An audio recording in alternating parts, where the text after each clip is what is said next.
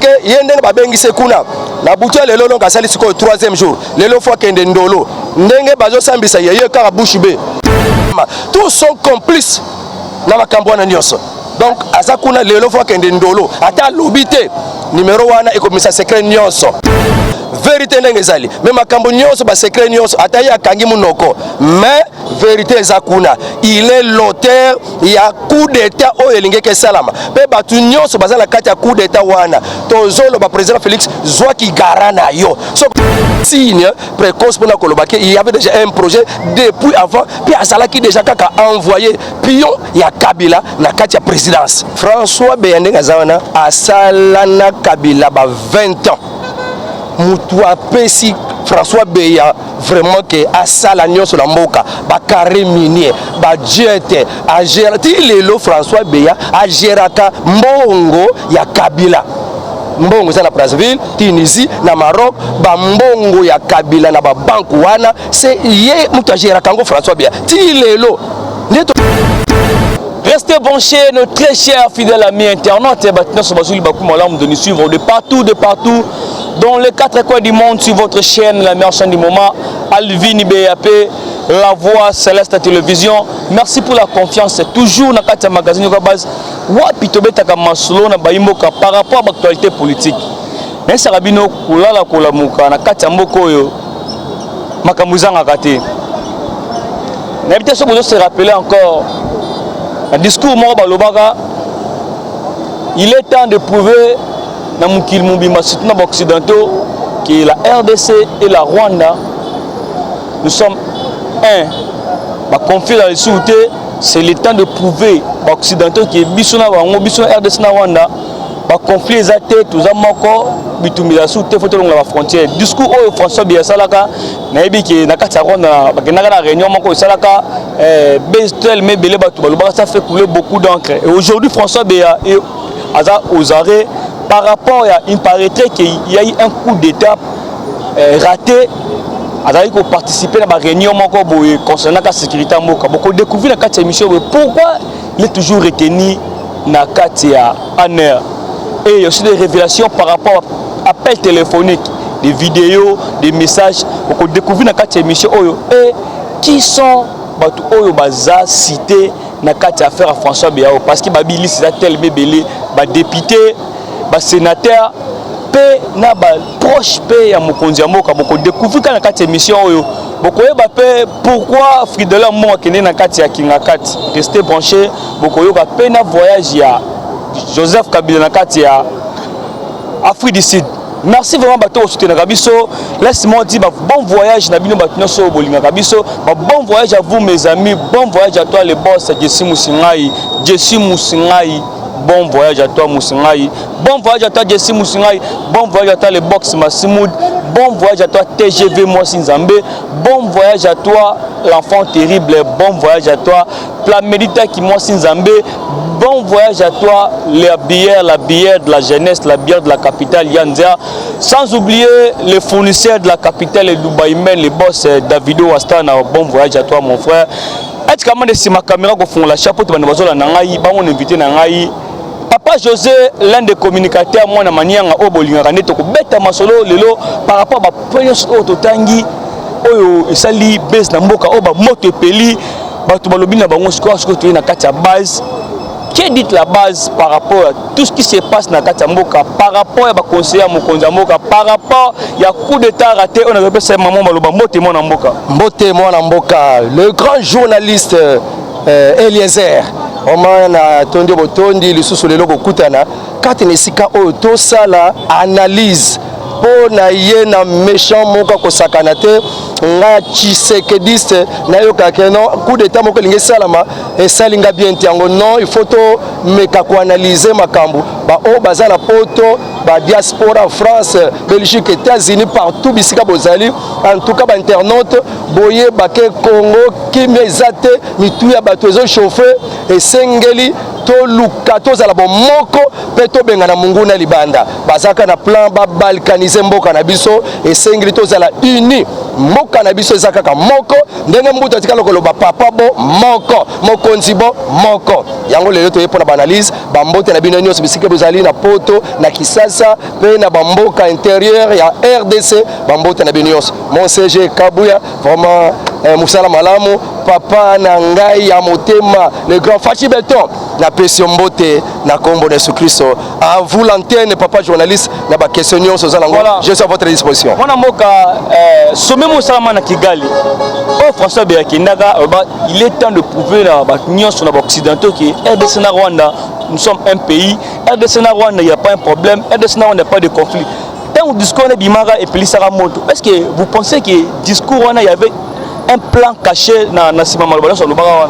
Oui mwana mboka ndenge la fois passée tozalaki na émission na yebisaki que Kagame azana batuna ye na kati ya armée na kati ya la police na kati ya ba institution nyonso pe Kagame dirige la RDC parce qu'azana batuna ye pe makambo ebele Kagame soko ndekoluka mbongo na parce que il a des hommes ici au Congo to lobela konga na émission passée papa oyo tozolobela Beya François Beya akendaka na Kigali pona ko prononcer discours pona koloba ke na bamboka yo bino bozokanisa ke biso na Kigali toza banguna toyokana kate toza en bon terme pe tozoyokisa soni ba onionso bazali banda bazokanisa ke Kigali na RDC bazana mésentente bazokoyokana te tala ba message ndengwana yo oza donc conseiller à président de la République en matière de sécurité donc coordonnateur ya sécurité nyos bato de GEM bato ANEF bape sa rapport na bango et pas ya conseiller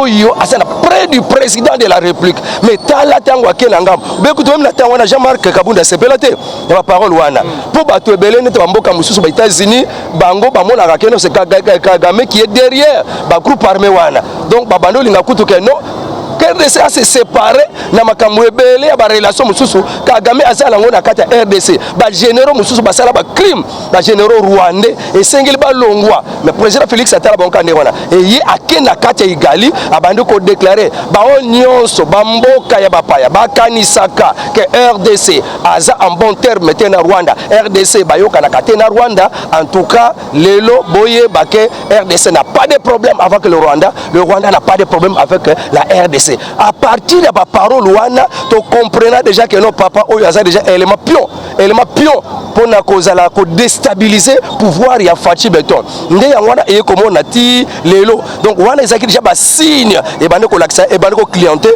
pour dire que c'était déjà un élément dangereux na tant wana président Jean-Marc a condamné déjà ba propos na wana donc c'était ça c'est déjà des signes précoces pour na kolobake il y avait déjà un projet depuis avant puis azala qui déjà kaka envoyé pion ya Kabila na kati ya présidence François Beya macha mumendo Facha Lubaga c'est Moulouba est-ce que vous pensez vraiment François Beya un Moulouba peut trahir son frère qui est Fachi François Beya ndenge zawana asalana Kabila ba 20 ans mutu apesi François Beya vraiment que asala nyonso na mboka ba carré minier ba jet a gerati lelo François Beya a geraka mbongo ya Kabila mbongo za na Brazzaville Tunisie na Maroc ba mbongo ya Kabila na ba banque wana c'est ye mutu a geraka ngo François Beya ti lelo ne tokolo bakeno ya zande mutu Félix jamais ba to nyonso na ba généraux ebele bazo sala na kati ya gouvernement Félix koyo bango pona bango idée exacte non ba pesa ka respect pas président Félix pona nini bazo privilège ebele pa ya Kabila ba pesa bango autorisation sala no ba faire comment no ba feriste qui musala soldata au sali ngote donc Kabila pesa bango ba privilège ebele à tel point que pona président Félix bamona ka lokola azo futa bango salaire azo pekisa bango ba kende ko sala ba faire na bango pona bango président Félix azan intérêt donc azo pesa bango ba intérêt lokola ya Kabila te ya ngwana batu wana Beya François Beya aza pion ya Kabila ti lelo ba banque ezana Brazzaville banque ezana Maroc banque ezana Tunisie o ya Kabila ba mbonga Kabila ye François Beya mutu azo gérer yango na nuti lelo ata aza Moulouba ndenge président ba komasha mometo mais ye aza mutu a Kabila aza pion ya Kabila c'est pour cette raison aye ko manifester biloko nyonso wana eza ba signe précoce azane mutu a masha mometo te o makila ye aza kuna te po baluba pe pe belé baza na ngambo ya Félix te baza na ngambo ya Kabila ba muso baza na ngambo ya SID donc elinga lo bateke poza muluba poza na ngambo ya Félix donc ye François Beya azane muto Félix te azaka déjà muto Kabila banda kala pe azala kaka muto Kabila atikala ko zala biso to dénoncer kango déjà banda kala qui a de ses conseillers là-bas baza na bango bato Kabila baza bato na yo te fachi metala le lonne siko to kome donc attendenge Félix alobake machamo met kuna aza muluba mais ye François Beya azande muto Félix te aza muto Kabila parce qu'il gère biloko ba jet privé azalango et utanan azo sala makaba ba miner azo exploiter ba minerai kuna et privilège na PC Kabila alors le président Félix a yepona a bloqué hein ba exploiter illicitement ba minerai bango bazo mona ke net bazo bloquer mais ba ko voir masute bango balingaka le ventre d'abord bazo linga peuple d'abord te ne bazo se pelater na Félix ne balingi siko ba c'est coup d'état et pas président Félix donc pour la question na yonde zango Bando Kobele va comprendre comment la chose là, comment les coup d'état et salama. Si tu peux vraiment expliquer, François Beya, il est toujours détenu dans Katia Kacho, ya Ané. C'est quoi le réel problème? C'est quoi le vrai problème? On va interpeller, on va auditionner. Moi, François Beya, par rapport à coup d'état raté. Qu'est-ce que tu peux expliquer? Coup d'état oyo ezaki programmé na samedi tolingi toyo kaka ke mutu na bino chef na bino ake soki wapi ba memi soki pa suka na mipepe po bano linga te akita bango pona bango bazui déjà aéroport ba nga bazo déjà RTNC bazui côté nyonso ba programmer déjà république na bango mais nzamba za mala mboko oyo soki papa fatia kabaro na boko nzambe te donc moko nzambe utakamba kango en tout cas tonto suka wapi bale batile biso manduki awa tonto sanga na susu te donc ndenge akabango na maboko nzambe nzambe utakamba kango ndenge nini wazake azaka proche azaka sécurité ya président mais à côté na complot banguna à côté na complot ba satana po ba ya ko bundisa Félix a raté déjà ba 27 coups d'état banda azalaka na bango na FCC cash yango jour on attend on zoka makambo Olive Lemba zoloba oh non Félix Foyer bakake ya zamwa na roto bote na kati alternance biso Félix Foyer baka biso ba parents ya alternance yo Olive alternance nengine bino mutu soki eza alternance bozo luka bobo maye pona nini ebi Kabila tikala kolobake na kopesa bino au revoir te mais na yo bino à bientôt ayebisaka bongo bongo ke nazo pesa bino au revoir te mais je vous dis à bientôt donc pour na Kabila ndenga zo kende zaka na tamoko et pour na yekuta zaki na idée que 6 mois ekoleka pour na yezaleka ata 3 mois pamba ba beti coup d'état c'est pourquoi programme déjà atia ba Rwandais ba généraux atia ba Ougandais ba généraux armés ba infiltré yango na kati ya DGM atia ba to minene wana ba haut placé baza ba étranger même na kati ya ANR ba to minene musu atia kuna ba étranger na banque ba to minene ba tia kuna ba to étranger donc a préparer ki makambo avant kende coup d'état moko ko sala afin qu'azonga na kata pouvoir c'est pourquoi il a mis des étrangers il a infiltré même na ba institution atikala ko préparer biloko nyonso wana a sala ba 27 coup d'état o raté ba 28e coup d'état soki nzambe te nani ako résister na boyo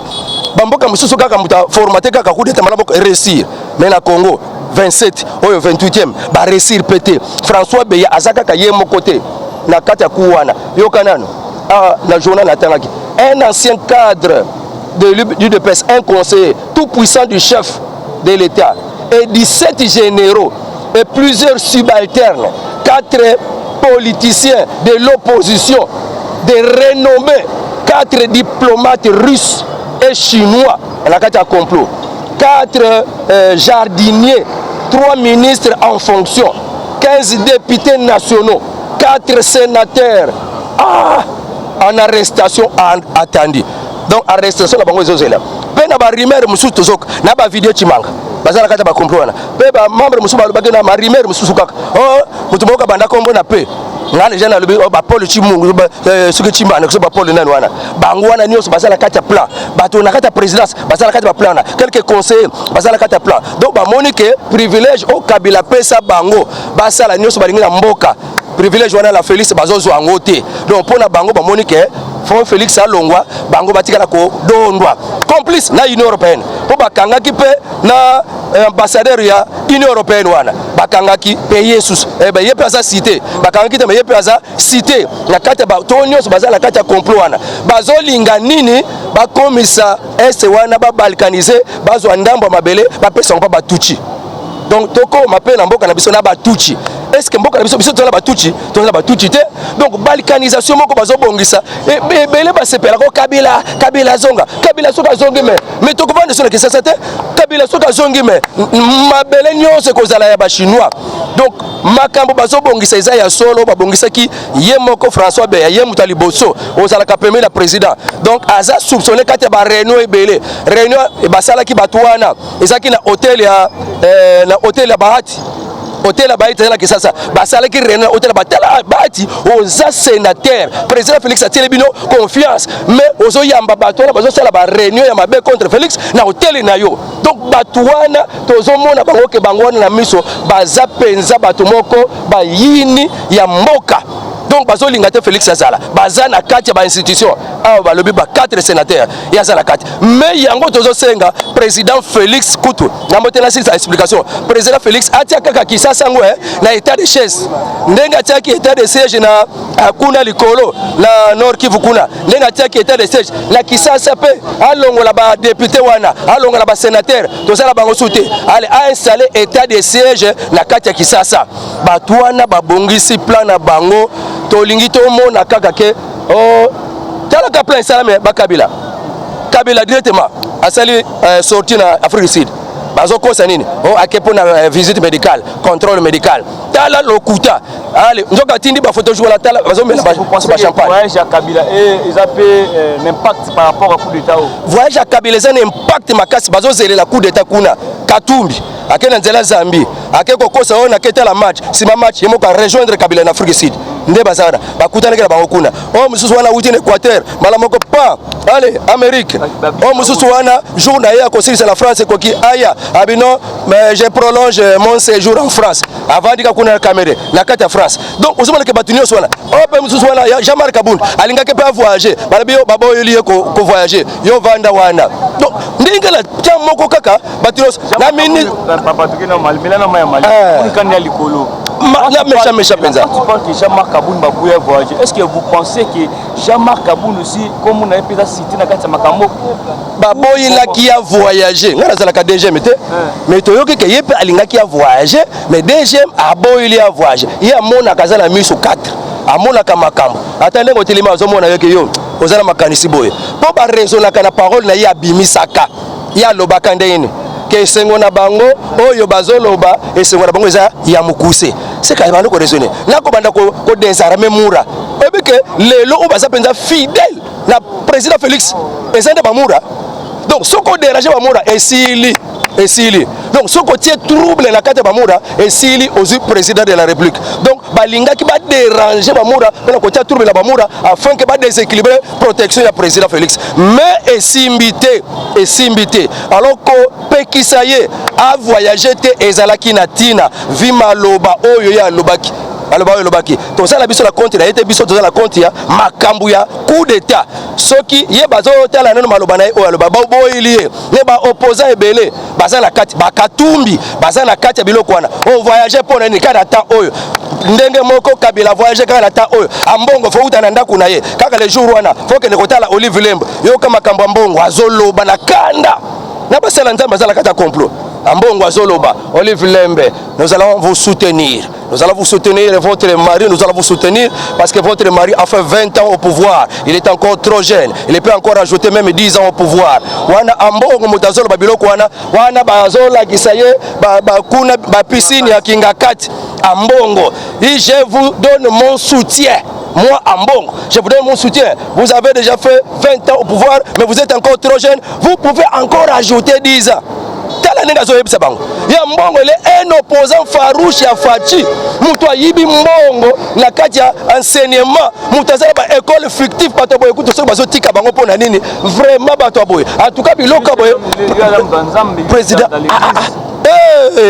basala ko Nzambe comme la parti politique na kombo Seniko ezala kasu e comme parti politique yesuko ya kekuna tala makambo azoloba donc wana eza message Kabila tikelier donc azopesa message Kabila azoloba melanzela na ye nde bazosola wana est-ce que biso tokondi babiloko wana donc ye Kabila obe muto bakanga ki jidaisi wana terroriste bakanga ki na es wana ayaki na Kisasa batumi bale asitaki kombo ke oyo bapesaka nani wana bachede jadis wana baterroriste wana bapesaka biloko kolia na minduki eza nde François Beya na Joseph Kabila bango nde baalimentaka barebele na est mutazolo babiloko wana jadis wana oyo awutaka soki na Kenya bakangaka kuna bayane awa ba-auditionna ye celui qui a commencé à dénoncer François Beya que bango baza la kati ya ko alimenter mais yo za la kati ya ndako président yo zo assumer sécurité président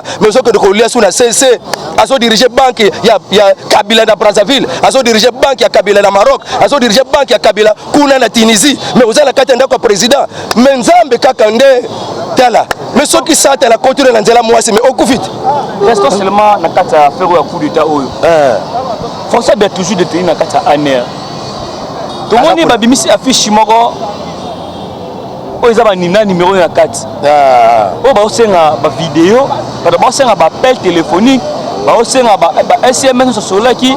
Est-ce que vous pensez vraiment que on aura une suite favorable par rapport au dossier oyo to image moi kobima bavideo oyo kolakisa kete François Beya il était en réunion avec ces gens-là pour un complot contre la nation.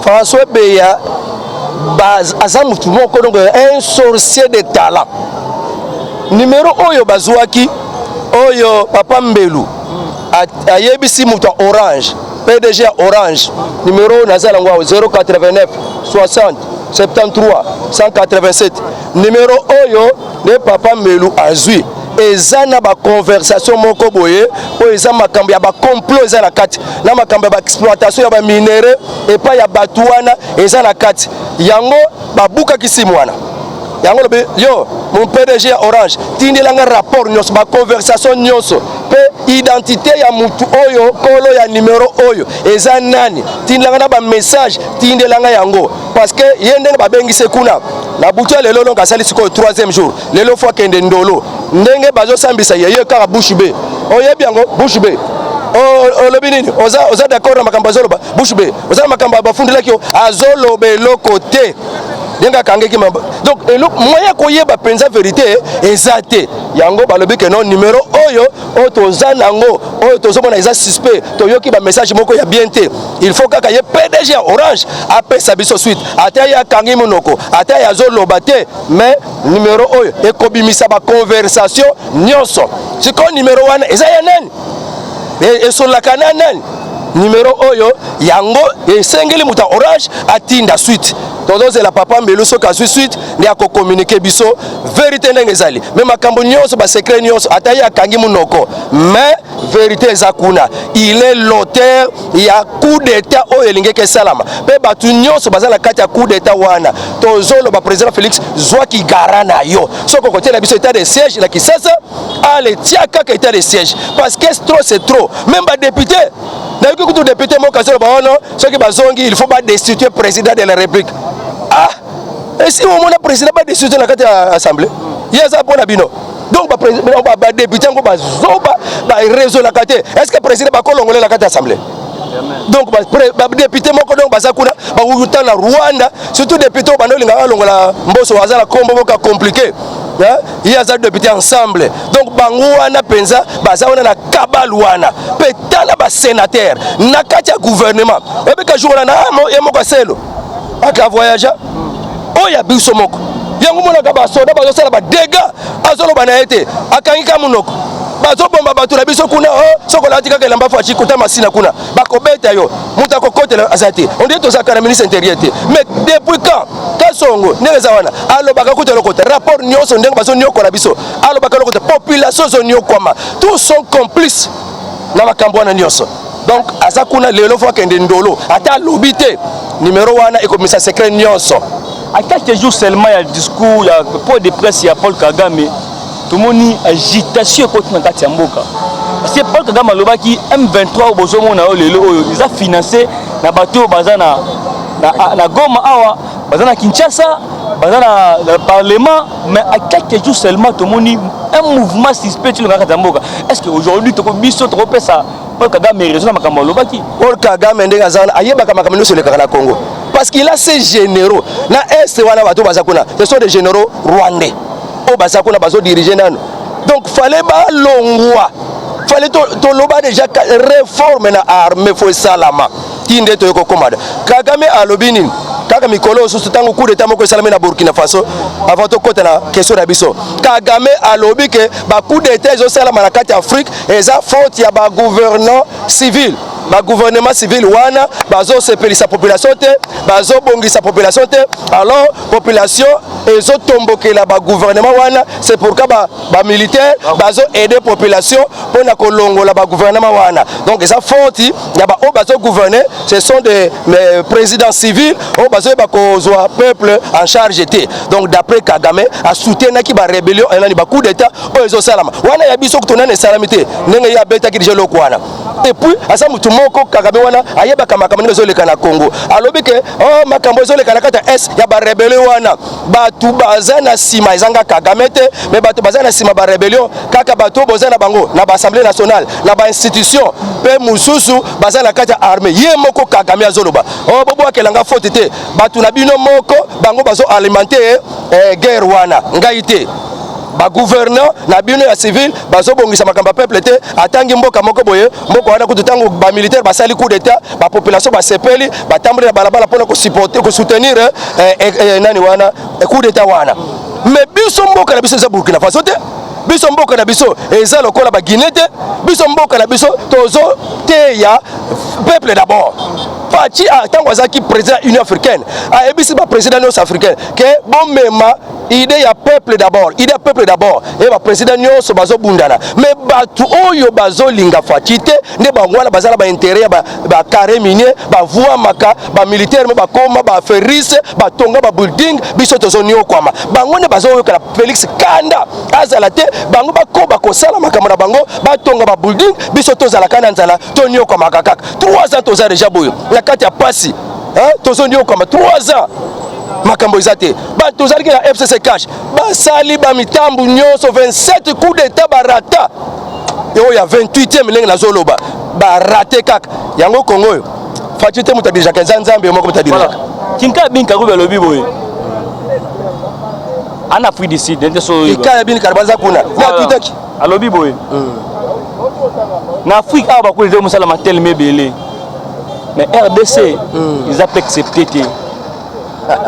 Quand vous pensez que Moutazo Babo est accepté, est-ce que vous pensez que bazan a plan européen coup d'état pour que le lot qui est président Facha Longwe Mboka par terre Mboka balkanisé pour ba musu ali kola Mboka to alobi nanga par rapport à effet yo tiko salama ayeba ki yango bisika nyonso bazala la communication ba John Numbi ba Kalev to karisa ko so ba kenda na Kiba zoka musu Kiba na bango ya ba kinga kati bazaka ba kuna yango to ko kufale ko kote la kinga kati wana ko konda tina ba tio wana ba tinel po abazala kana bango kuna zo tweeter oh makambo zo le kana kati Afrique ba coup d'état wana boye bakaka RDC aza épargné te wana likambo na salamité tangu sikoyo bango bayibaki déjà makambo nyonso ke faut salama bien donc à 90% coup d'état la bango fallait réussir ndenge Facha kendiki boye donc atika la kuna likolo akita te po tango alingaki alobake ayebisaki bato yo nazo kita mutu na aéroport alobi papa balobi ko kita te président de la république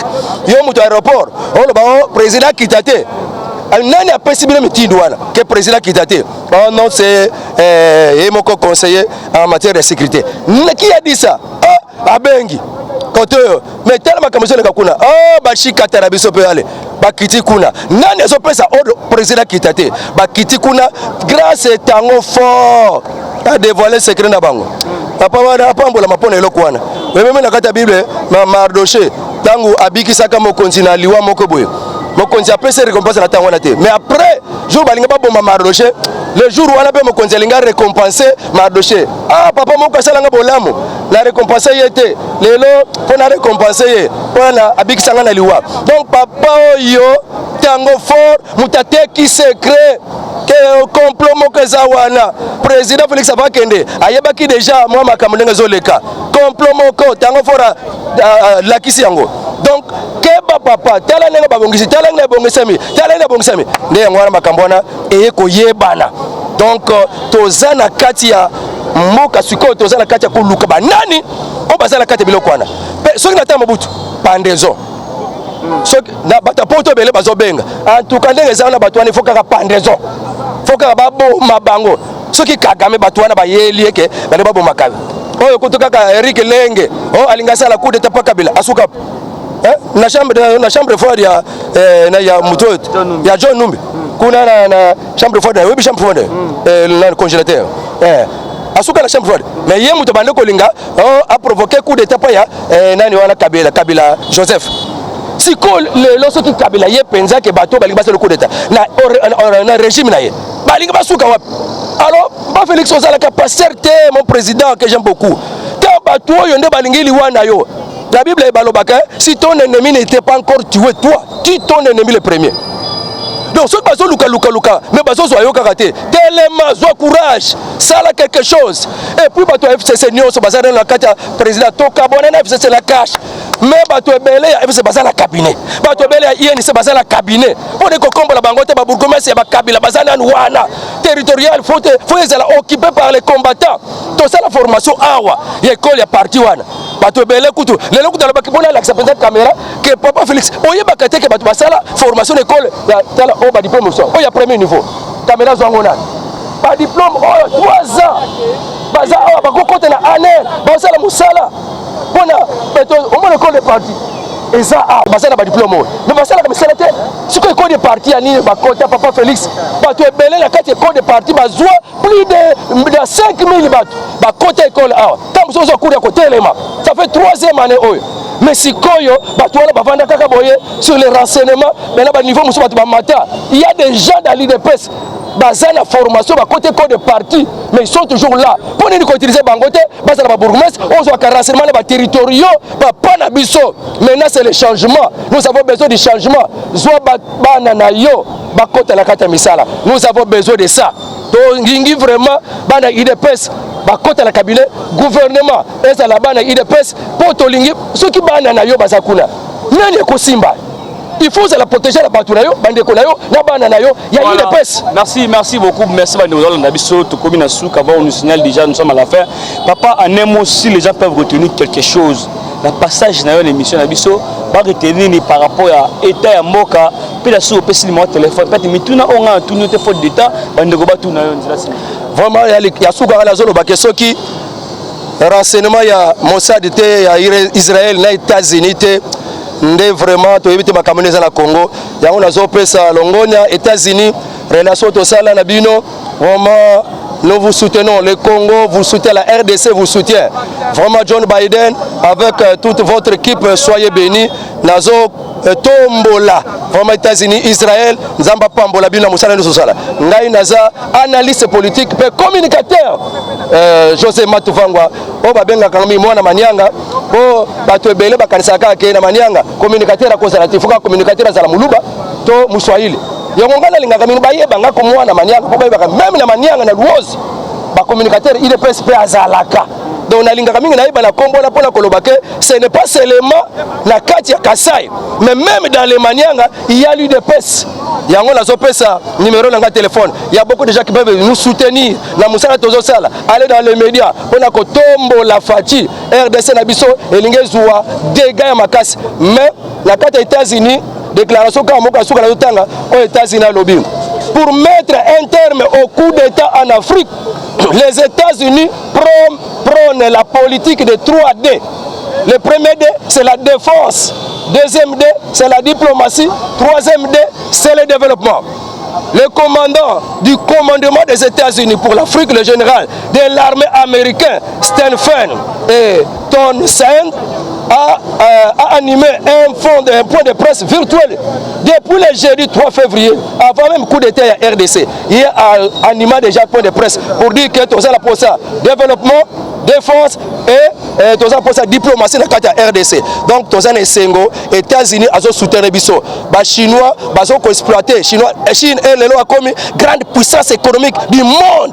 alinga matape likolo États-Unis na boyango il faut bolongola biloko nyonso langana ya donc numéro de téléphone est ça plus 243 951 67 35 plus 243 951 67 35 et si quand vous allez en Europe na ba diaspora bolingo soutenir José Matuvanga le communicateur de presse vraiment nzamba ko pambla bino vous serez vos aides vos soutiens seront les bienvenus. Mbote na bino nyonso mon président Fachi ici ko zali vanda kimia tozozela soki o melaka magene te mela siko po beta bango siko voilà mona manianga merci na base ndebo ya marabiso merci na yo merci beaucoup Caleb Central la bière de la jeunesse que le bon Dieu te bénisse continue toujours là ta peuple congolais là tu toujours biso pour ki bana mboka ba c'est toi le leader de la jeunesse Caleb Central un jeune soir un bière de luxe merci na est comment de simaka Tolobi, bye bye. Bye bye. Basala ba diplôme. Mais basala comme ça était. Ce que code de parti ani ba kota papa Félix. Ba tu belé la carte code de parti ba zoa plus de 5000 bateaux. Ba kota école a. Comme ça zo courir à côté les ma. Ça fait 3e année oyo. Mais si koyo ba tu ba vanda kaka boye sur les renseignements, mais là ba niveau muso ba mata. Il y a des gens dans l'IDPS basé la formation ba côté code de parti mais ils sont toujours là pour nous utiliser bangote base la bourgmestre on soit renseignement les territoriaux pas na biso maintenant c'est le changement nous avons besoin du changement soit bana na yo ba côté la kata misala nous avons besoin de ça donc ngingi vraiment bana IDPS ba côté la cabinet gouvernement et ça la bana IDPS pour tolingi ceux qui bana na yo bazakuna nani ko simba. Il faut la protéger la baturayo, bandeko nayo, na bana nayo, il y a une épaisse. Merci beaucoup, merci bandeko nabiso, to komi na souk avant on nous signale déjà nous sommes à la fin. Papa en un mot si les gens peuvent retenir quelque chose. Le passage dans l'émission nabiso va retenir par rapport à état ya mboka, pe la sou pesi numéro téléphone, peut-être mituna onga tout notre faute d'état, bandeko ba tout na yo ndila si. Vraiment il y a souka la zone ba keso ki renseignement ya Mossad était ya Israël na États-Unis te ndé vraiment to éviter makamone za la Congo yango nazo pesa longonia États-Unis relation to sala na bino vraiment nous vous soutenons le Congo vous soutenez la RDC vous soutient vraiment John Biden avec toute votre équipe soyez bénis nazo tombola vraiment États-Unis Israël nzamba pambola bino musala nso sala ngai naza analyste politique pe communicateur José Matuvangwa o babenga kangami mwana manyanga po bato ebele bakanisa kaka na manyanga communicateur a conservatif fuka communicateur za la muluba to muswahili yango ngana lingaka mingi bayeba ngako mwana manyanga po bayeba même na manyanga na luozi ba communicateur il est PSP azalaka donc na lingaka mingi na yeba na kombo na pona kolobake ce n'est pas seulement na kati ya Kasai mais même dans les manyanga il y a l'UDPS yango nazo pesa numéro na téléphone il y a beaucoup de gens qui peuvent nous soutenir na musala tozo sala aller dans les médias pona ko tombo la Fachi RDC na biso elinge zuwa dégâts ya makasi mais la carte États-Unis déclaration quand moka suka na tanga aux États-Unis à lobby pour mettre un terme au coup d'état en Afrique. Les États-Unis prônent la politique de 3D. Le premier D, c'est la défense. Deuxième D, c'est la diplomatie. Troisième D, c'est le développement.